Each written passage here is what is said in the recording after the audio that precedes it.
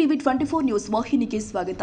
ದಾಂಡೇಲಿ ನಗರದ ಅಬಕಾರಿ ಇಲಾಖೆಯು ಜಪ್ತಿ ಮಾಡಿರುವ ವಾಹನಗಳು ವರ್ಷಗಳ ಕಾಲ ತೆರವುಗೊಳ್ಳದೆ ಬಿದ್ದಿರುವುದು ಸಾರ್ವಜನಿಕರ ಆತಂಕಕ್ಕೆ ಕಾರಣವಾಗಿದೆ. ದಾಂಡೇಲಿ ತಾಲೂಕಾಗಿ ವರ್ಷಗಳೇ ಕಳೆದರೂ ಕೂಡ ಅಬಕಾರಿ ಇಲಾಖೆಯವರಿಗೆ ಸ್ವಂತ ಕಟ್ಟಡವಿಲ್ಲದಿರುವುದು ಹಾಸ್ಯಾಸ್ಪದವಾಗಿದೆ. ಕೆಲ ವರ್ಷಗಳ ಹಿಂದೆ ಹಳೆ ನಗರಸಭೆ ಕಟ್ಟಡದಲ್ಲಿ ಅಬಕಾರಿ ಕಚೇರಿ ಕಾರ್ಯನಿರ್ವಹಿಸ್ತಾ ಇತ್ತು.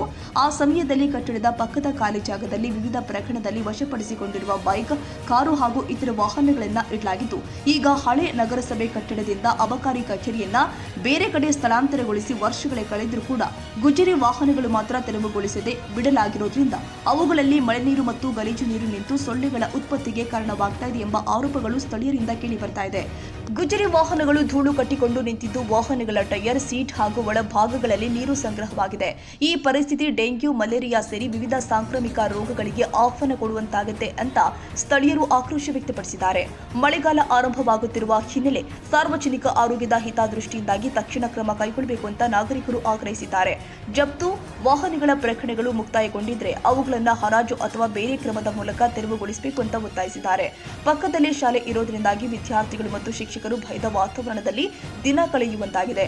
ವಾಹನಗಳ ಒಳಭಾಗ ಹಾಗೂ ಟೈರ್ಗಳಲ್ಲಿ ನಿಂತಿರುವ ನೀರು ಡೆಂಗ್ಯೂ, ಮಲೇರಿಯಾ ಸೇರಿ ಹಲವು ರೋಗಗಳಿಗೆ ಕಾರಣವಾಗುವ ಸಾಧ್ಯತೆ ಇದೆ. ಇದೇ ಸ್ಥಳವು ಕೆಲ ಪ್ರೇಮಿಗಳ ಅಡ್ಡೆ ಆಗ್ತಾ ಇದೆ ಎಂಬ ಆರೋಪಗಳು ಕೂಡ ಸಾರ್ವಜನಿಕರಿಂದ ಕೇಳಿ ಬರ್ತಾ ಇದ್ದು, ನಿರ್ಜನ ಪ್ರದೇಶದಂತಾಗಿರುವ ಈ ಆವರಣದಲ್ಲಿ ಸಂಜೆ ವೇಳೆಯ ಬಳಿಕ ಅನುಚಿತ ಚಟುವಟಿಕೆಗಳು ಕೂಡ ನಡೆಯುತ್ತಿವೆ ಎಂದು ಸ್ಥಳೀಯರು ದೂರಿದ್ದಾರೆ. ಜಫ್ತು ಮಾಡಿರುವ ವಾಹನಗಳು ಗಿಡಗಂಟಿಗಳ ಮಧ್ಯೆ ಬಿದ್ದಿರುವುದರಿಂದಾಗಿ ಸ್ಥಳವು ಅಸುರಕ್ಷಿತ ವಾತಾವರಣ ನಿರ್ಮಾಣವಾಗಿದೆ.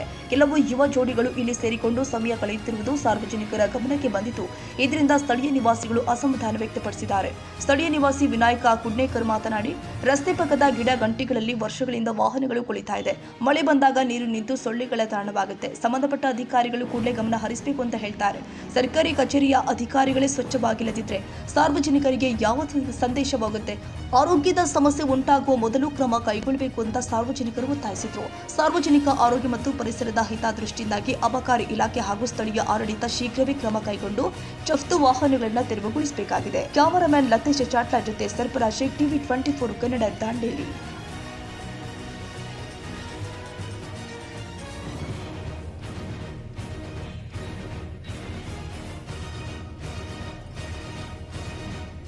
ಕನ್ನಡಿಗರ ಮೆಚ್ಚಿನ ನಿಮ್ಮ ಟಿವಿ 24 ಕನ್ನಡ ನ್ಯೂಸ್ ವಾಹಿನಿ ಇದೀಗ ಟಿವಿಯಲ್ಲಿ ಲಭ್ಯ. ಕರ್ನಾಟಕ ಮತ್ತು ದೇಶ ವಿದೇಶದ 360 ಡಿಗ್ರಿ ಸುದ್ದಿ ಹಾಗೂ ಉತ್ತರ ಕರ್ನಾಟಕ, ಬೆಳಗಾವಿ, ಬಾಗಲಕೋಟೆ, ಧಾರವಾಡ, ಹಾವೇರಿ, ಗದಗ, ಬಿಜಾಪುರ ಜಿಲ್ಲೆಯ ಕ್ಷಣ ಕ್ಷಣದ ವಿವರವನ್ನ ಪಡೆಯುವುದಕ್ಕೆ ಟಿವಿ 24 ಕನ್ನಡ ನ್ಯೂಸ್ ವಾಹಿನಿಯನ್ನ ಲೈಕ್ ಮಾಡಿ, ವಿಡಿಯೋಗಳನ್ನ ಶೇರ್ ಮಾಡಿ, ಕಮೆಂಟ್ ಮಾಡುವ ಮೂಲಕ ನಮ್ಮ ವಾಹಿನಿಗೆ ಸಹಕಾರ ನೀಡಿ ಮತ್ತು ಚಾನೆಲ್ ಅನ್ನ ಸಬ್ಸ್ಕ್ರೈಬ್ ಮಾಡಿ. Thank you.